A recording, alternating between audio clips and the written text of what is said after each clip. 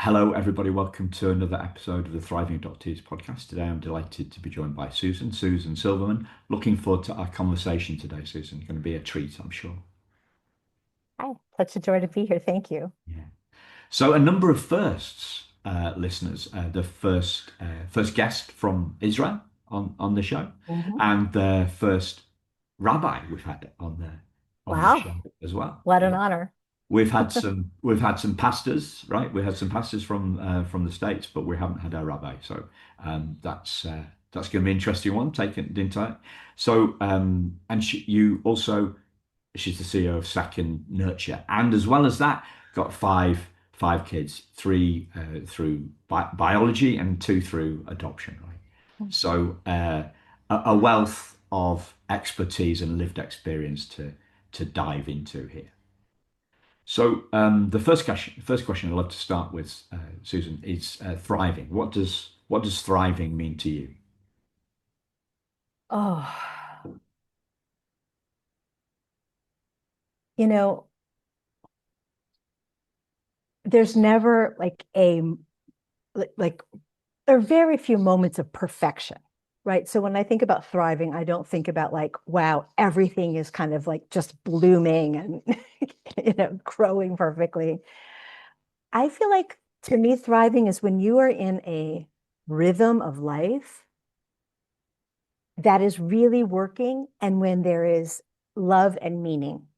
So there can be hard times, there can be stresses, but if that kind of core, that like river that's running through it is full of meaning and a rhythm. And I thrive best when I know what I need to do next, right? There are some people who are like, everything's open and like, let's see. And I'm like, okay, I know what my goals are. I know what I'm trying to get done. And I can actually see the steps to get there.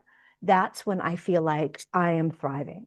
It's like with Second Nurture, early on, it was kind of figuring out really what is this? I know kind of where I want to get and I can see what I want to be, but I have no idea like what are the pieces and what relationships do I need? And that did not, it felt exciting, but it did not feel like thriving.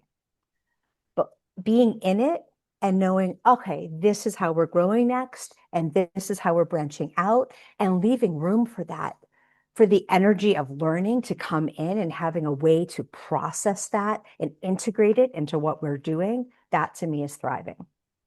Yeah. So it's the end of overwhelm, is it? Oh, I love that. That's interesting. Right. Or if I was going to like tweak that just a little bit, I love that. It's sort of just the right amount of overwhelm, right? Okay. It's like you still have a challenge. You still got to get somewhere. Something needs to catch up with something else, right? Like either like our program, often for us, it's like our programs are thriving, but then the funding isn't. And so it's like getting that to match up and knowing this is what we need to focus on now. Or seeing that, one of our communities, which is really thriving, but we see like a couple different needs that are different from one another growing inside that. And excuse me a second, are we on video? No, we're not. Okay, We're on video, but the listeners can't see the video. okay, So somebody's okay, joining us in the background. They yeah, won't see that. okay, just Hi. wanted to check. Sorry about that. Um, and realizing, okay, there are a group of people who have already adopted, and their needs are kind of different from those who are still fostering. And what's the best way to go about that, right? Because we want them together. Sorry, one second.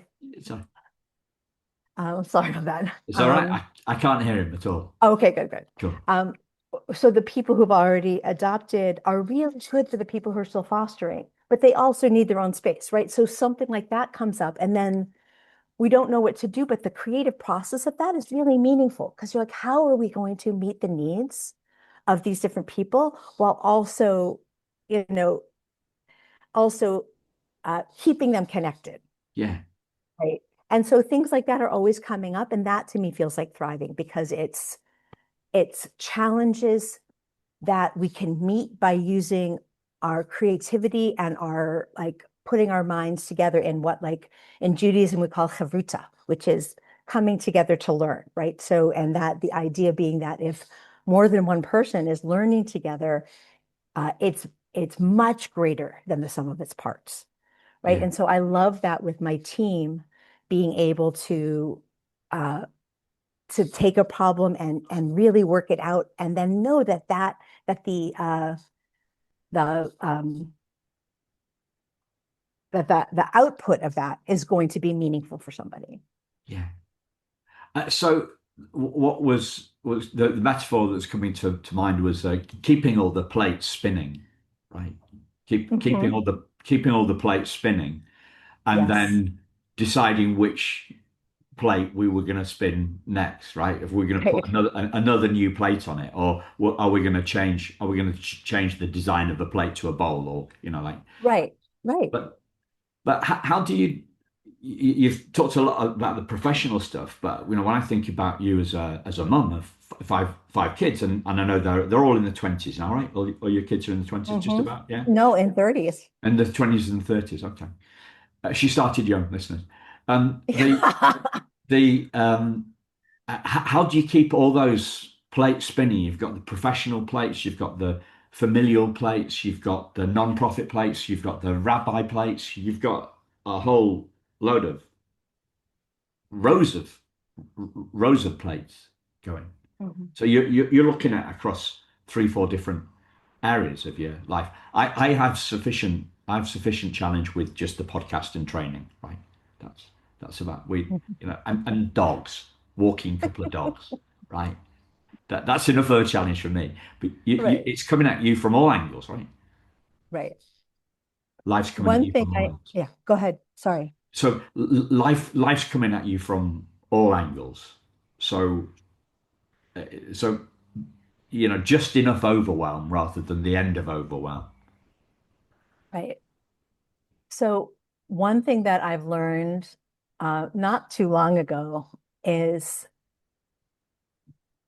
I've gained a greater capacity to uh, to call compartmentalize, right? So for a long time, any anxiety I had in any realm would just infuse me, and I felt like unable to do anything. And I've kind of learned, I think, mostly through parenting, because with kids, like when they're unhappy, like you can't even, like I can't even breathe. And that's still the case, but I've learned better to be able to go, okay, nothing I can do about that kid right now. I'm going to focus on what I can do, what I do have control, some influence over.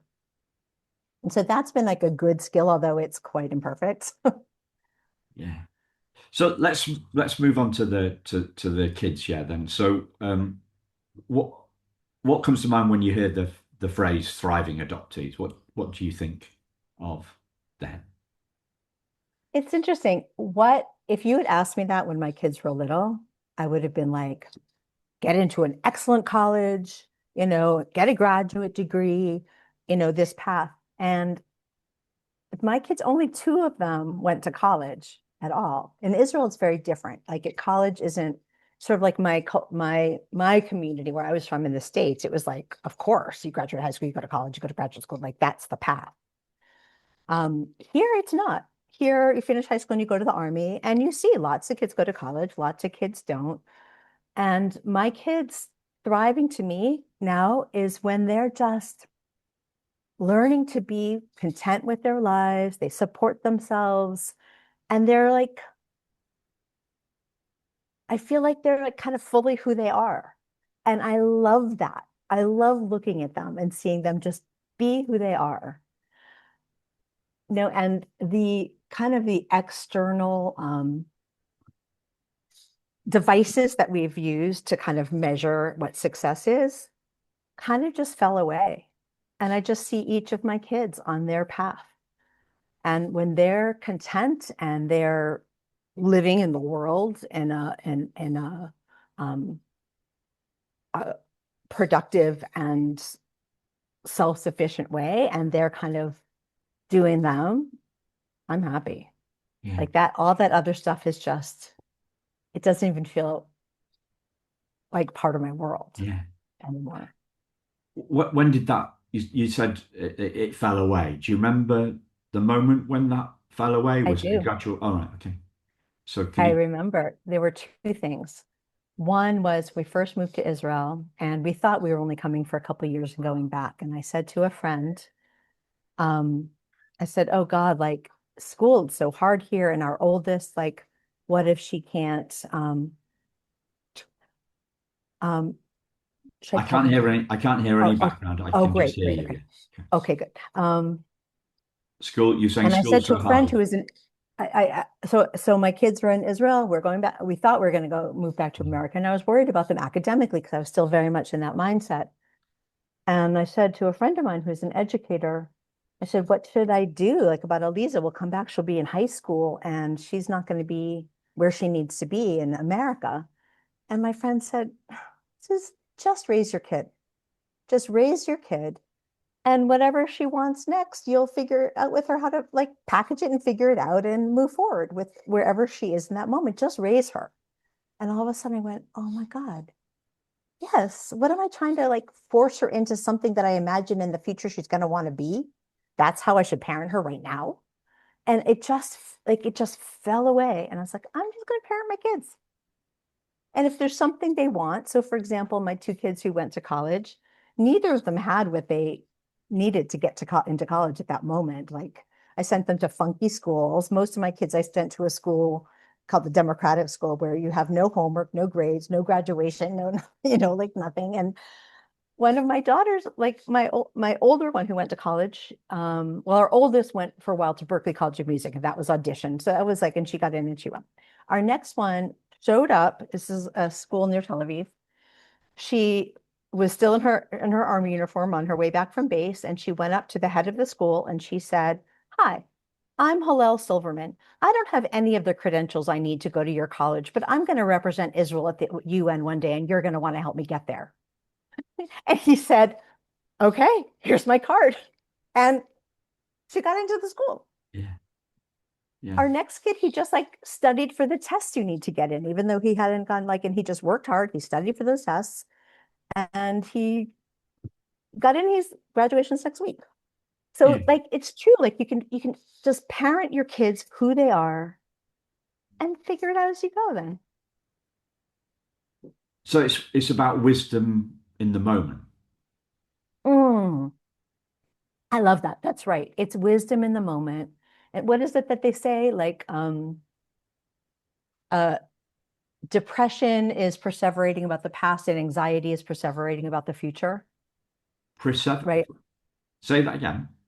Depression is perseverating about the past and anxiety is perseverating about the future, Yeah. right?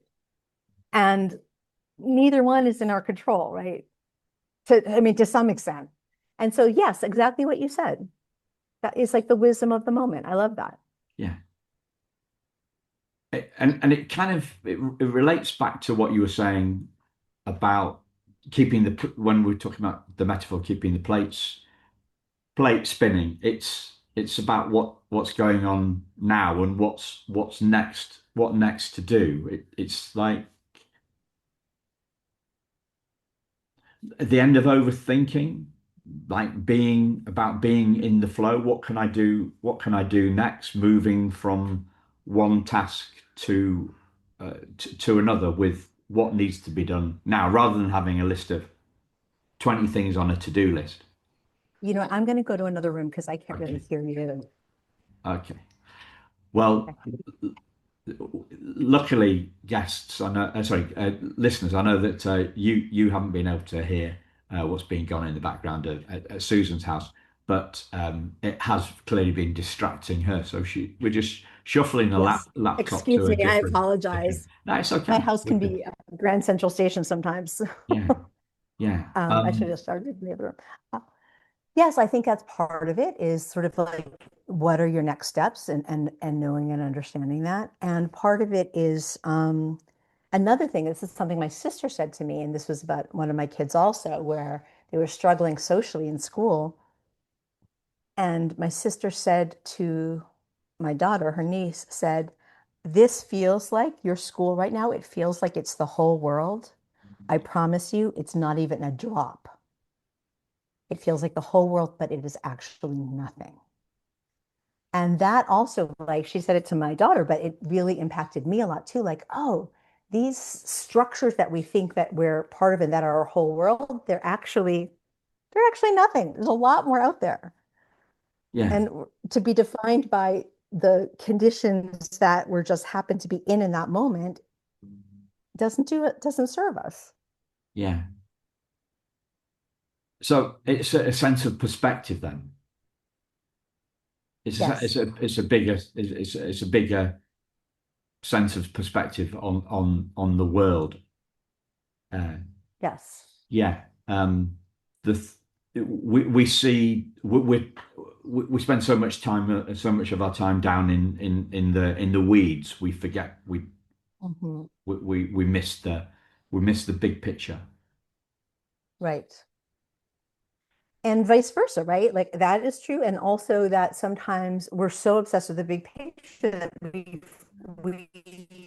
don't focus on the things that are in front of us that we're able to do, right? Like this balance between both, I think are right. Yeah. Uh, this was my dad's philosophy, teaching me I to think that's drive. true. Teaching me to drive, and I'm not a particularly good driver, right? Hmm. My spatial awareness isn't very good, and I've had quite a few, I have a impatience as well, which aren't not a great combination to have when you're driving. But he used to say you got to look as far as you can into the distance, and then right at Mhm. what's right in front of the Ah, headlights of the car. So it's kind of big, immediate, ah, short wow. term, long term, short term, long term. Yeah.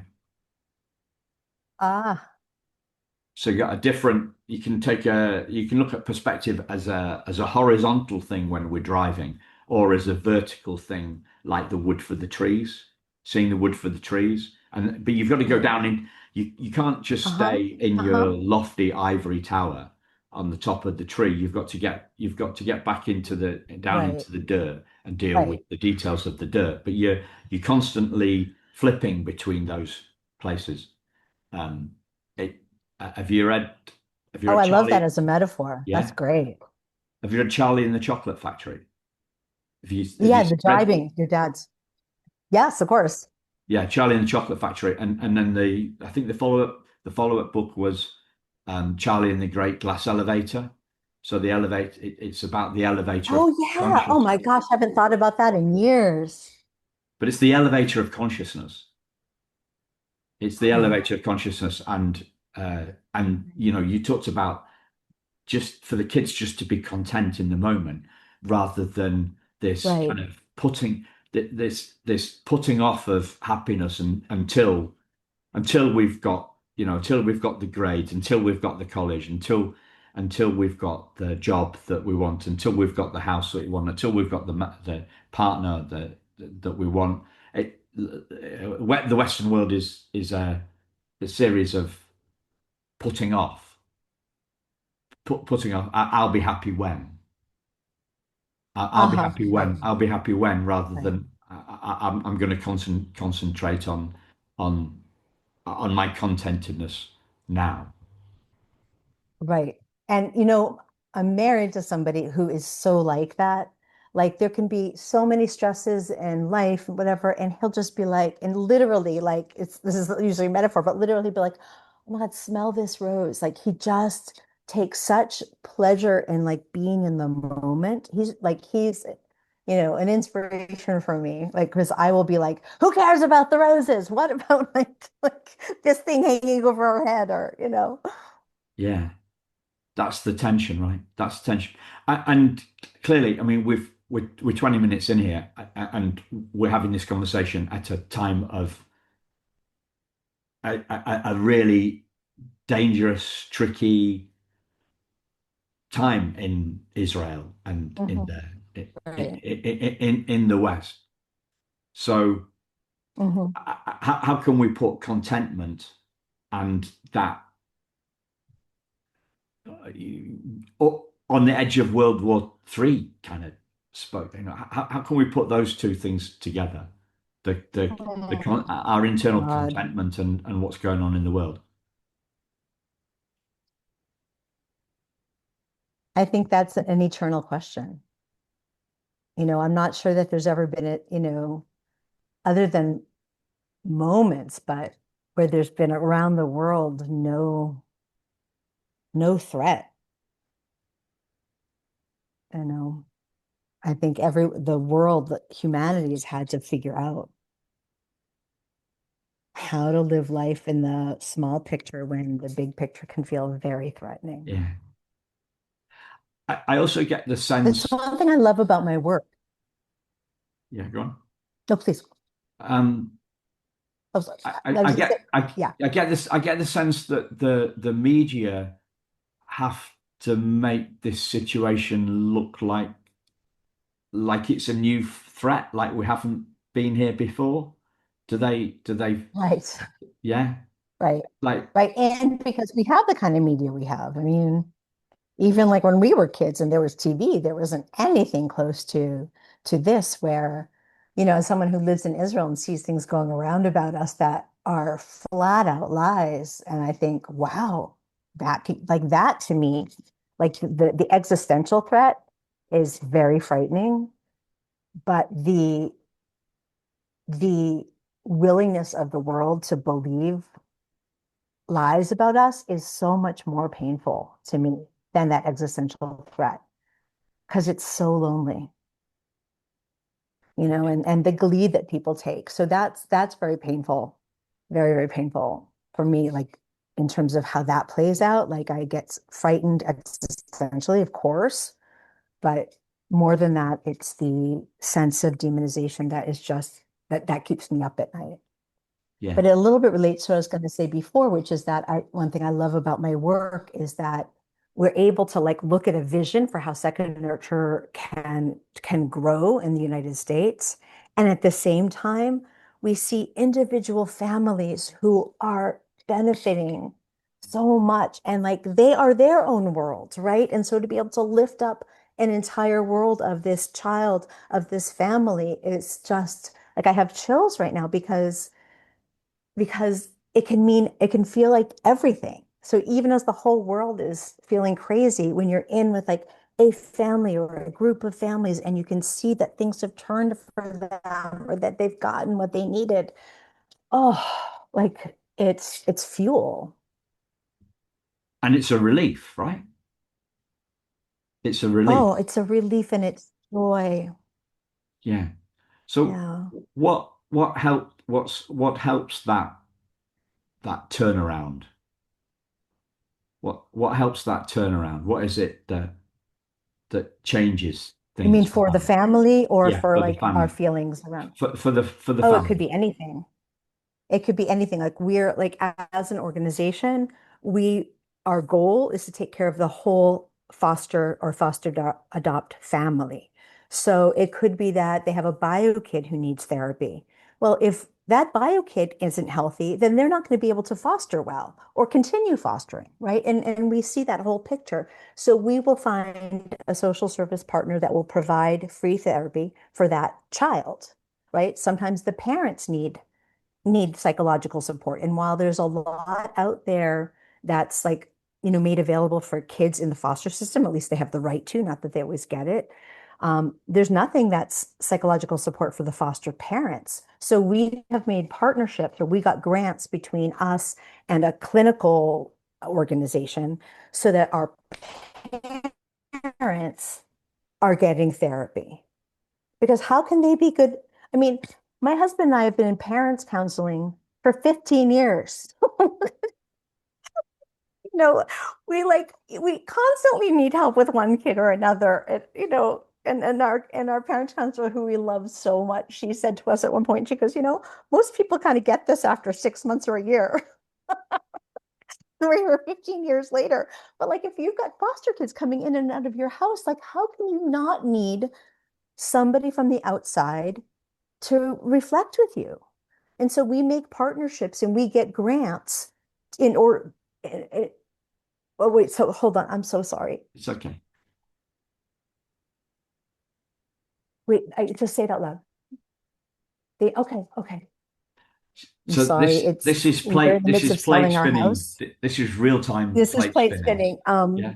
Uh, we're selling our house, and so there's an inspector here for a potential buyer. And Okay. No they're worries. coming into any room. I try to escape rooms, but they're um. So where was I? You were talking about the constant need for support, and Oh yeah, so like third how party on earth can perspective. they not need constant support when Yeah. they've got foster kids coming in and out of their house?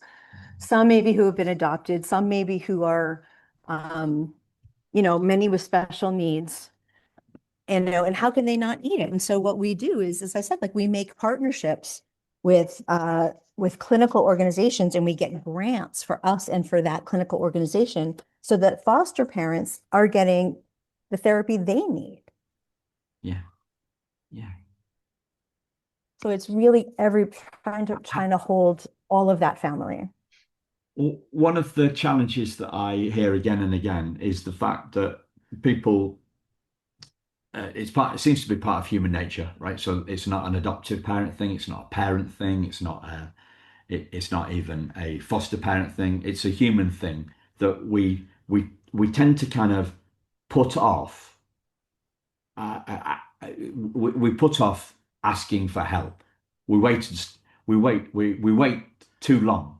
We don't Hmm. act early enough in terms of looking Mm, to external agencies, looking to right, external support. right. What what have you learned about that? What have you learned about that? Through your own parenting, through second nurture? Yeah. So I would say, first of all, I was raised in a therapy loving family, right? So I always have thought like therapy, get help, like zero stigma.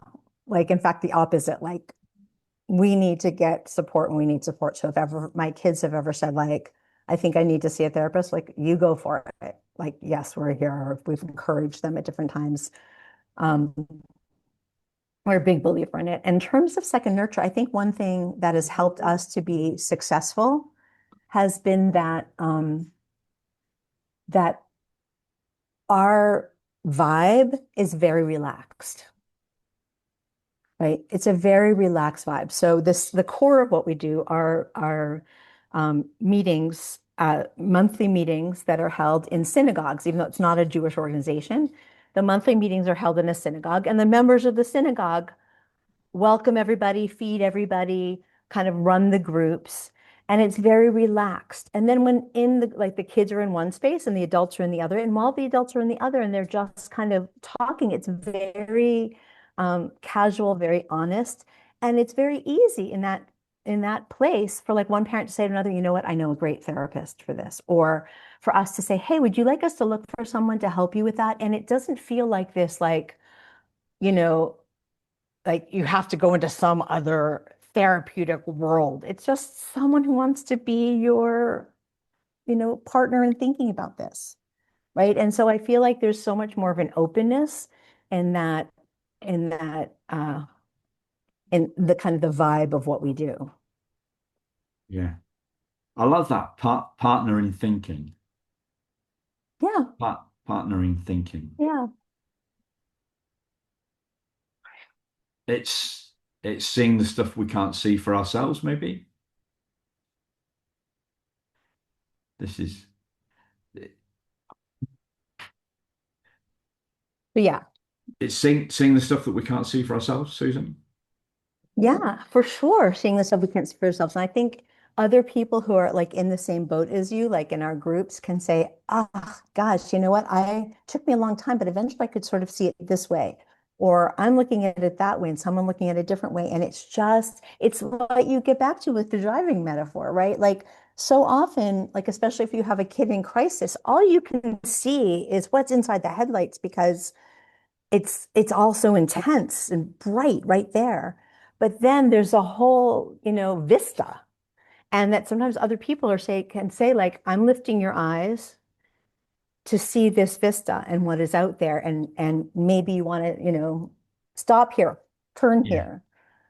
you know, have a So co-driver for a while. yeah. So it's about a change in perspective.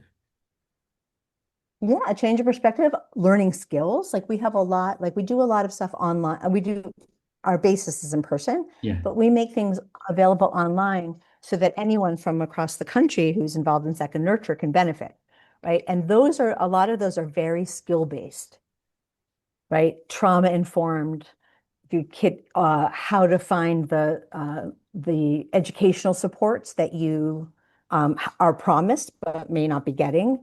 All these kinds of very practical things are also really important. So it could be a thought partner, but also someone who knows stuff and can say, here's how to get it.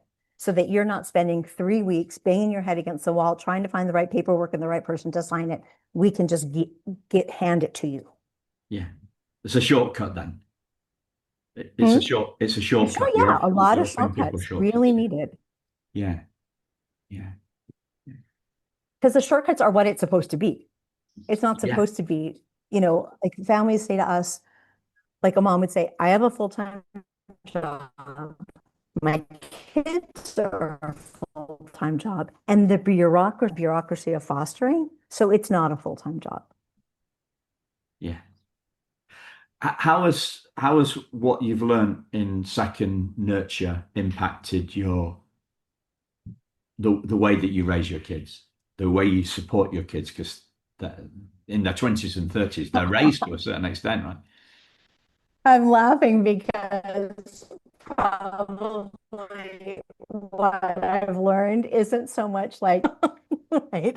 So it's like showing me like, ah, dang, I wish that like when my kids were little, I knew about this. Or I wish that, so there's a lot of that mostly because my kids are grown, so, working with parents who've got kids who are, you know, mostly under 18, I've learned a lot that I wish I had done. Yeah. And what have you learned about yourself? Or what are you learning about yourself? Yeah, I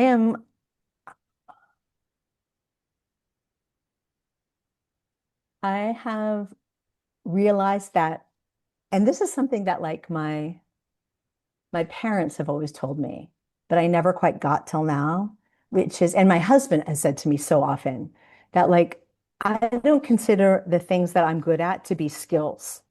I don't consider them to be like resume type things, right? I just sort of like take them for granted. But I've learned that they are skills and that they do matter and that I'm my capacity to kind of make connections between people and kind of see what could work at, like in an idea that actually stuff matters. It's not tested on SATs, right? But it's worthy and it's good. And I've learned to really value that in a way that I kind of dismissed it before because I didn't feel like it was like what the world measured. Yeah. So it's almost like we can't see our own weaknesses, but we can't see our own strengths either. Right. They feel like, oh, that's just normal. That's just a normal thing, yeah. Yeah. But also there are people who are really good at the things that the world around them measures. I never have been. Like I never had good grades. I didn't do well on SATs. Like I never had those kinds of the way that like the structure I was raised in measured things. I never was good at that. And that's all I had. That's all I knew. Yeah. And it wasn't until I was an adult, I'm like, oh, actually, I have my own kind of brilliance and wisdom, and it can be translated into the real world in good ways. Yeah. Do you remember do you remember when you realized that for the first time? I think part of it is through friendships, especially once I was like out of my high school world and into college and beyond, where I had these friends who I admired so much and they just seemed to me so brilliant and amazing and that's what they thought about me. I was like, hmm, maybe do have some smart things. You know, Yeah. maybe I do have some things. Maybe and they reach out and they want to know what I thought about something. Really?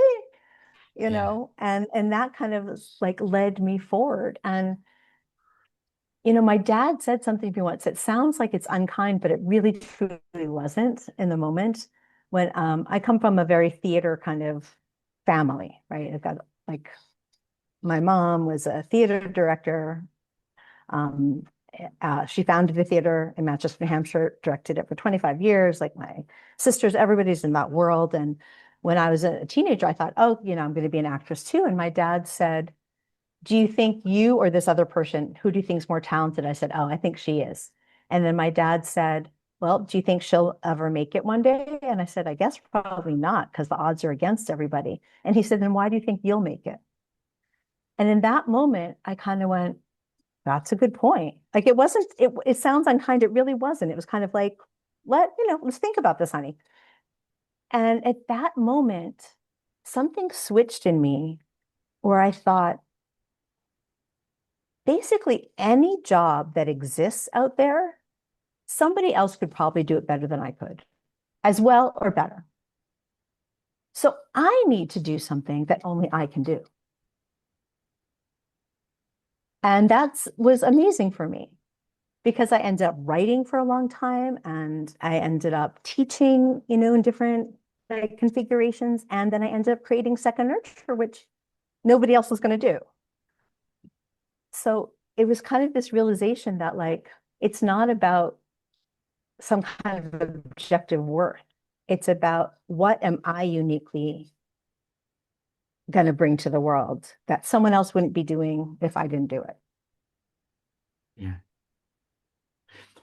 It's huge, isn't it? I was thinking about when I was 17, 18, my parents had been out with some friends for dinner on a Saturday night, and we were chatting over breakfast on Sunday morning, and they said, "Oh, this guy." They talked about the couple they'd been out with, and they said, let's call him David. They said David's going to be going for Oxford and Cambridge exams. You know, the best colleges Mhm. here in the UK, Right. considered to be the best colleges, right? Mhm. And why don't you do that? And I said, well, that David, he didn't even pass the exam to get into the school that I did, that that I got into. And if if you are, I'm studying alongside kids that are doing the Oxford and Cambridge uh, entry. I said Mhm. I'm not as bright as them, and but David, he didn't even pass the exam to get into the school that I did. So I really Mhm. can't see him doing it. I really can't see him doing it. Nor can I see myself doing it. But they were just that other couple were just showing off, Mhm. talking up their talking up their kid's intelligence, and the the kid didn't. David didn't. He didn't get in. You know, Right. he ended up at um, a third, fourth rate kind of college. Right. But his parents were obviously pleased to be kind of talking up their son. Right. But I Right. brought some realism to it. Uh, Right. but the I and as I say all that, I think the essence of what Susan was talking about there, you completely went round it, Simon. You're talking about finding the career, finding the vocation, finding the thing that only you can do, and, and that's way more powerful than me waffling on about academic achievement. Oh, Yeah, I get it though. I you get get it. it. I also think of when we have this TV series in here in the UK. It's been going for an awful long time. It's called University Challenge. So two teams of three kids. Some of them are doing undergraduates, some of them are doing graduates, but they each team represents a college or a university. and then there's a question master, and they ask them really, really tricky questions. So if I'm lucky, it's a half-hour show, right? If I'm if I have a fantastic show, because I'm trying to answer the questions along with them, I might get two answers in 30 minutes, right? Mhm. Right, totally. You know, but I look at these kids and I thought, would I like to be that kid? Right. Like they're absolute brain boxes, but would I want to be like them? Would I want to hire somebody like them? Would I want a boss like them? And I think no, they're hyper intelligent, but pretty geeky and low emotional intelligence and robotic kind of. But society's How do you want to measuring, spend your time? yeah. And uh, have you, I don't know, because I'm into this sort of stuff, right? Have you ever, you come across, there's some research done by a Canadian outfit whose name escapes me. But they looked at the importance of IQ, which is what we're kind of Hmm. talking about here, versus EQ, emotional Hmm. intelligence, Hmm. in terms of success in life. Hmm. And IQ is way, way smaller Yeah. than EQ. EQ is the difference that makes the difference. Yeah. And yet, what do we do with our kids? Right. We focus them on the IQ. I mean, clearly, your Right. kids went to a different school there in Israel, where it was far more about self-expression than it was about Yeah. Yeah. passing I the mean, test. most of my kids went to this school that was, yeah, it Yeah, was wonderful. yeah. And my husband and I knew that we would never ask our kids the question, have you done your homework? It just wouldn't come up. So we figured we should send them somewhere where there is no homework. Okay. So what's transferable here the between raising your kids your way, um, and I don't know whether you'd even use the word raising, and finding your own thing with second nurture. What the You were pointing to wisdom before, wisdom in You're what? parenting. It cut out for a second. Yeah, You're what to wisdom? you were pointing your friend taught your friend basically said parent Oh, yeah. go Parent the child. parent the child, come from your wisdom, stop overthinking, kind of just do it. Yeah. Stop thinking about what I think she's going to need in 5 years. Focus on what she does need now. So that sounds like you're doing that in the non-profit as well. You're doing that at second That's nurture so too. interesting, Simon. Yeah, that's very interesting. I never thought about it that way. But I think that's right. We're like meeting families where they are right now. The question isn't, how's this kid going to do on their SATs? The question is, how are we going to help her be in a family, be have connections, make attachments? Like it's a much more immediate question than, these big questions that we can't possibly know are going to even be the questions in 5 years. Yeah.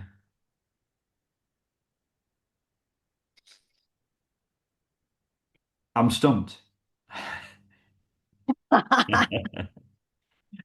I'm waiting for the wisdom to to kick in and ask me next It'll kick in. the next question. So you mentioned earlier on about contentment, right? You talked to one of the key things for thriving was being content. The kids being content. So what gets in the way of our contentment?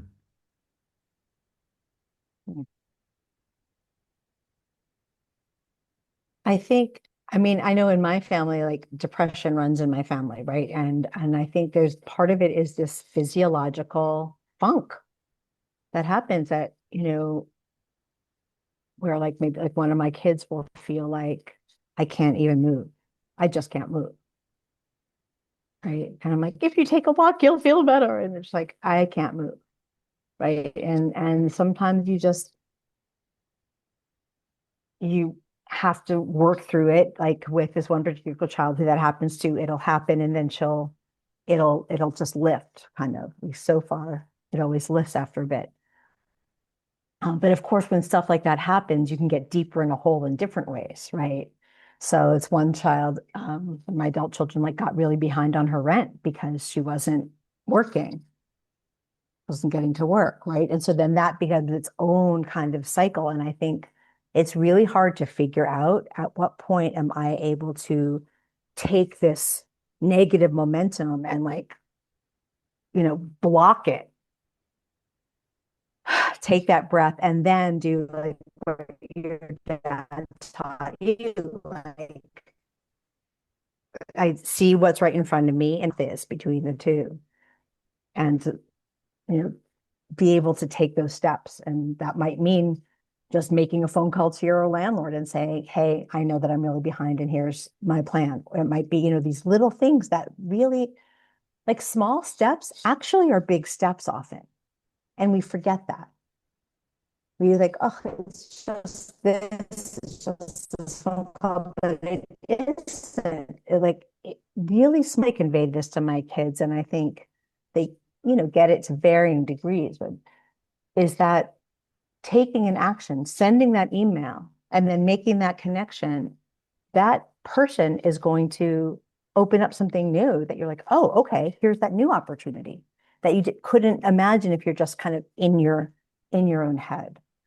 Um, a friend of mine, like I wrote a memoir about the adoption of our older son. And this friend of mine was like a very important guide in my writing it. And she said, here's what your basic story is: creation, revelation, redemption as a cycle, right? So you take a step forward, create something, that act of creation has revealed something new. And that creation and that revelation are kind of a cycle with each other. But when there's enough of that cycle, those moments of redemption come, right? So, oh, I have this idea for second nurture. I'm going to call so and so.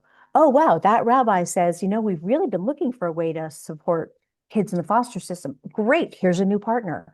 I've learned something new, something else has opened. And then that moment of redemption, which is much rarer, right, than the active creating and then learning from that creation, the first cohort opens up. And like, oh, here's our first moment where like our like heavenly, in a sense, like metaphorically wish and our earthly actions have just met and taken form. Yeah, I love that. I'd suggest a fourth part, which would Yeah, be connection. please. Connection. Mm, connection. So That's right. the revelation could be connecting two dots or connecting two people. It could be come from connecting two dots. Yeah. Right. Right. Uh, and and Yes. and if I think about what you've if I think about taking what you just said and feeding it back to the question that I asked you, so the question that I asked you was what gets in the way of our contentment? To use one word that you just used a minute or so ago was overthinking. Hmm. Overthinking. Overthinking or future thinking. And that would relate back to the anxiety, your definition of anxiety. Hmm. Right. So overthinking gets in the way of our contentment now. Yeah. Wanting to Future think thinking. through, like, good, but right. But thinking that what you're going to, what the future is going to be, is like, you can't, you can only do our best and working toward it. It reminds me of something someone said to me that I thought was so powerful. She said, never compare your insides to other people's outsides. And so now, like I have this beautiful picture of the 5 kids that's like on Facebook, and it's just so perfect of the kids, and they're all with their arms around each other. But when I posted it, what I wrote was, just for you to know, we got this great shot. Getting here was everyone yelling at each other, 2 kids threatening that they're leaving in 1 minute. So get the shot. It's now or never. Like, I just did the whole background because like the presentation just looked like, wow, perfect family, right? And I didn't want that.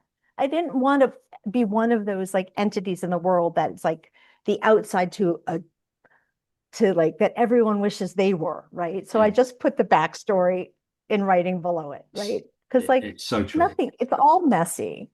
Yeah. Um, so I don't know. People talk a lot here in the UK now about kids' mental health, right? And it's a big problem. Everybody's talking about it's a crisis, and there's lots of um, gnashing of teeth and concern about it. My wife listens to the young people's radio station here in the UK. So she listens to Radio One, which is the average demographic is, I don't know, 12 to 18 or 12 to 25. Mhm. Something like that. Anyway, less than half my wife's age. And they've got these really over the top DJs who are just so happy Mhm. with everything, and everything is so fantastic. Everything, it's like they're on drugs, right? It's like they're on drugs. Whether they are or not, I don't know. But I just think if I was a young person going through stuff, and I'm listening to these DJs, and their life is so much more complicated than sorry my life is so my emotions are far more complicated than theirs. That's going to drive me a little bit nuts, because I'm going to be comparing my insides with their outsides, and in this constant positivity that these DJs are in, isn't that a contributory factor to kids having, yeah, suspect, shall we say, suspect anticipations of what life's about? Mhm. Yeah, there's so much that is the outsides. I think more and more people are learning about the insides, right? Like you hear about, this famous person who's in rehab or died of an overdose, or, like there's a little bit more, I think, that maybe is unfortunate and maybe more realistic. Sure, but yeah, I mean, I remember like as a teenager looking at like 17 magazine and being like, oh, if only like I was that skinny, life would be perfect. Right? Like it's crazy. Yeah, but we all do it to a certain extent Yeah. Yeah. until we don't. Yeah. I mean, I remember my stepmom, I was like, my parents were divorced and each remarried, and they each remarried the most wonderful people in the world. Like, I just had 4 parents who I loved to the ends of the earth.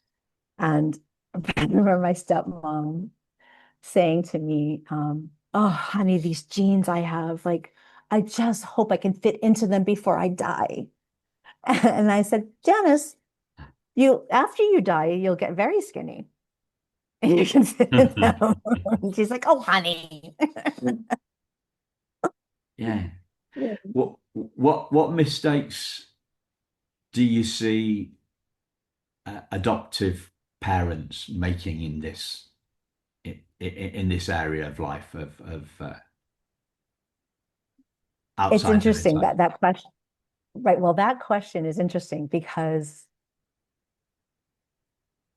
I'll speak for myself, even though it's Of like kind of course, the world I'm we in. can't speak for anybody Right, else. right. But I mean, I'm in that world, so I do see stuff. But like, Okay, right. um,